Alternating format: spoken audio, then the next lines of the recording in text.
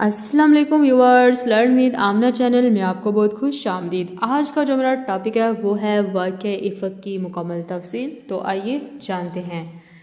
غزوہ یعنی کہ جنگ سے جب رسول اللہ صلی اللہ علیہ وآلہ وسلم واپس مدینہ آنے لگے تو ایک مقام پر آپ صلی اللہ علیہ وآلہ وسلم نے ٹھہراؤ کیا۔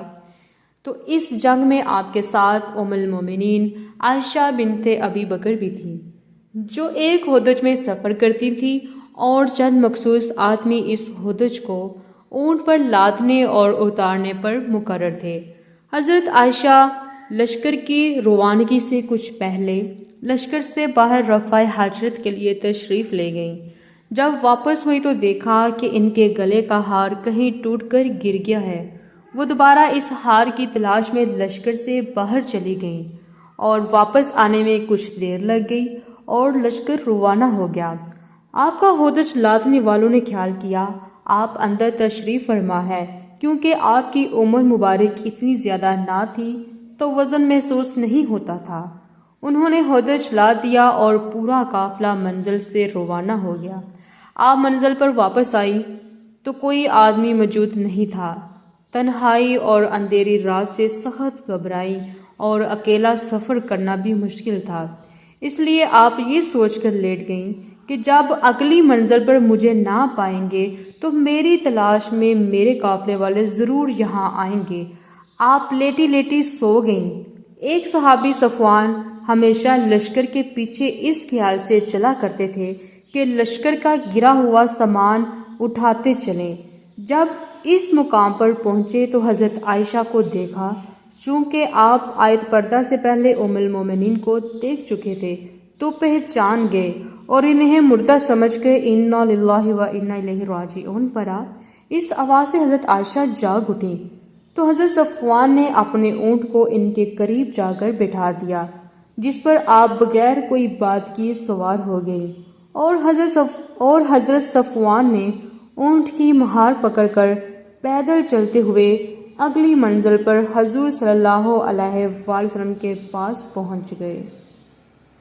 منافقوں کے سردار عبداللہ بن ابی نے اس واقعے کو حضرت عائشہ پر تہمت لگانے کا ذریعہ بنا لیا اور خوب اس تہمت کا چرچا کیا، اور مدینہ میں اس منافق نے اس شرمناک تہمت کو اس قدر اچھالا اور اتنا شور و گل مچایا کہ مدینہ میں ہر طرف اس فترہ اور تہمت کا چرچا ہونے لگا، اور بعض مسلمان مثلاً حسان بن ثابت، مستہ بن اساسہ اور حمنہ بن جہش نے بھی اس تہمت کو پھیلانے میں کچھ حصہ لیا۔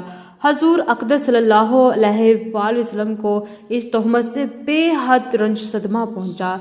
اس موقع پر عبداللہ بن ابی نے کئی مقاصد حاصل کرنے کی کوشش کی۔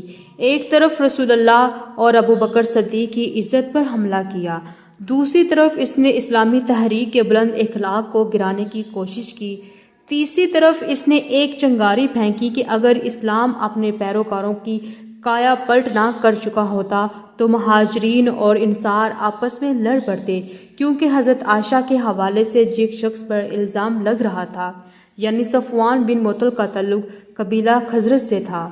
حضور صلی اللہ علیہ وآلہ وسلم کو عائشہ صدیقہ کی پاک دامنی پر پورا یقین تھا، لیکن چونکہ آپ کی بیوی کا معاملہ تھا اس لیے آپ نے اپنی طرف برات کا اعلان کرنے کی بجائے وحی الہی کا انتظار فرمانے لگے، اور اس درمیان اپنے مخلص اصحاب سے مشورہ کرنے لگے۔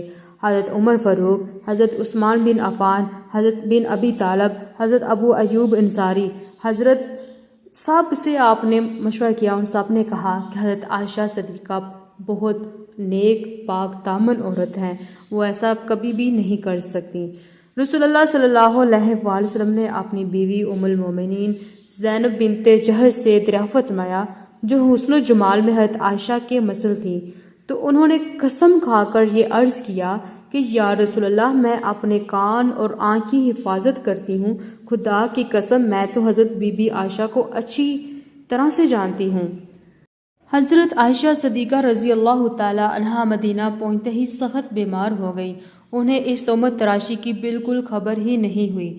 جب آپ کو مرض سے کچھ صحت ہوئی تو ایک رات مستہ صحابیہ کے ساتھ رفع حاجت کے لیے صحرا میں تشریف لے گئیں تو ان کی زبانی آپ نے اس خبر کو سنا، جس سے انہیں بڑا دھچکا لگا اور شدت رنج و غم سے نڈال ہو گئیں۔ چنانچہ آپ کی بیماری میں مزید اضافہ ہو گیا اور دن رات روتی رہیں۔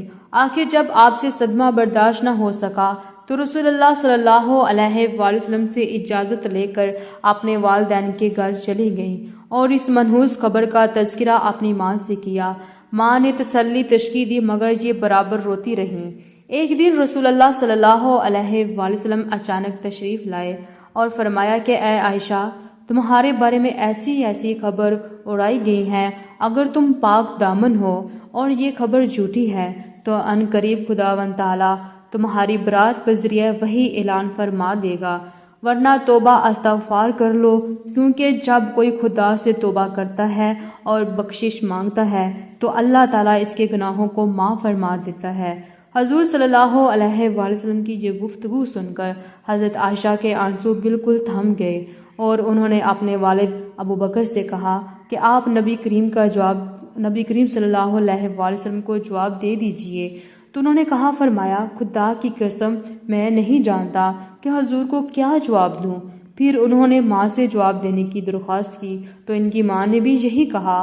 پھر خود حضرت عائشہ نے رسول اللہ صلی اللہ علیہ وآلہ وسلم کو یہ جواب دیا کہ لوگوں نے جو ایک بے بنیاد بات اڑائی ہے اور یہ لوگوں کے دلوں میں بیٹھ چکی ہے اور کچھ لوگ اس کو سچ سمجھ چکے ہیں، اس صورت میں اگر میں کہوں کہ میں پاک دامن ہوں تو لوگ اس کی تصدیق نہیں کریں گے، اور اگر میں برائی کا اقرار کر لوں تو سب مان لیں گے، حالانکہ اللہ تعالیٰ جانتا ہے کہ میں اس الزام سے بری ہوں اور پاک دامن ہوں۔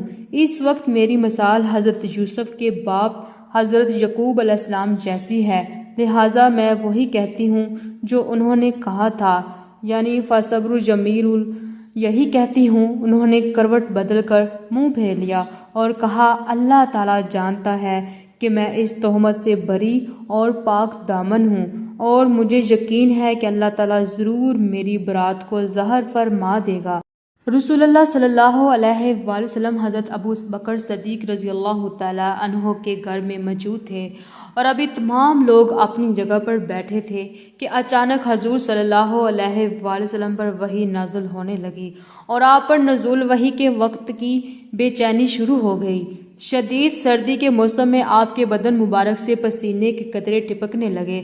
وحی اترنے کے بعد رسول اللہ نے مسکراتے ہوئے فرمایا کہ اے عائشہ، تم خدا کا شکر ادا کرتے ہوئے اس کی حمد کرو کہ اس نے تمہاری برات اور پاک دامنی کا اعلان فرما دیا۔ اور پھر آپ نے قرآن کی سورہ نور میں سے 22 آیتوں کی تلاوت فرمائی جو آیت نمبر 11 سے شروع ہو کر 20 پر ختم ہوتی ہیں۔ ان آیات کے نزول کے بعد منافقوں کا منہ کالا ہو گیا اور ام المومنین عائشہ کی پاک دامنی کا آفتاب اپنی پوری آب و تاب کے ساتھ اس طرح چمک اٹھا کہ قیامت تک آنے والے مسلمانوں کے لیے مسلمانوں کے دلوں کی دنیا میں نور ایمان سے اجالا ہو گیا۔ ماشاءاللہ، حضرت عائشہ کی پاک دامنی کے لیے اللہ تعالیٰ نے سورہ نور کی 23 آیتوں کا نزول کیا اور منافقوں کے منہ کو بند کر دیا۔ تو حضور صلی اللہ علیہ وآلہ وسلم نے مسجد نبوی میں ایک خطبہ ارشاد فرمایا اور اس کے بعد سورہ نور کی آیت تلاوت فرما کر عام سنا دی، اور تہمت لگانے والوں میں سے حضرت حسان بن ثابت، مصطح بن اساسہ، حمنہ بنت جہش اور رئیس المنافقین عبداللہ بن ابی اور چاروں کو حد قذف کی سزا میں 80 دڑے کورے مارے گئے۔ تو یہ تھا واقعہ افک کا مکمل واقعہ جو میں نے آپ کو بتا دیا۔ تو حضرت یوسف علیہ السلام پر الزام لگا تو ایک بچے نے ان کی پاک دامنی کی شہادت دی۔ حضرت مریم علیہ السلام پر تہمت لگی تو ان کی پاک دامنی کا اعلان ان کے بیٹے سے کروایا گیا۔ جب حضرت عائشہ پر تہمت لگی تو اللہ تعالیٰ نے خود 10 آیتیں نازل فرما کر آپ کی پاک دامنی ثابت کی۔ اب ان آیات کی تلاوت رہتی دنیا تک ہوتی رہیں گی۔ تو یہ تھا واقعہ افک کا مکمل واقعہ جو میں نے آپ کو بتا دیا۔ تو مزید اسلامی معلومات کے لیے لرن ود آمنہ چینل کو سبسکرائب کیجیے اور ویڈیو کو لائک کیجیے تاکہ آپ تک میری ویڈیو بآسانی سے پہنچ سکے۔ شکریہ۔